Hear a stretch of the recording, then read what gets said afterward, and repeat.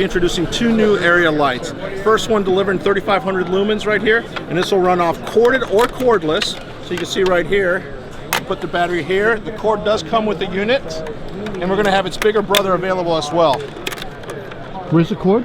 Cords are over here on the side. Oh, look at that. That's right. That is beautiful. Yep. Now its big brother, this is model number DML809. This can run off 1 or 2 batteries. We're introducing an area light with the power of 10,000 lumens. Very bright. Also 3 modes. So with 2 batteries on here, it'll run at the highest mode for just 2 hours. In the lowest mode, you're going to get 17 hours of runtime. This also comes corded and cordless options, and along with our new tripod, that's going to be an available accessory too.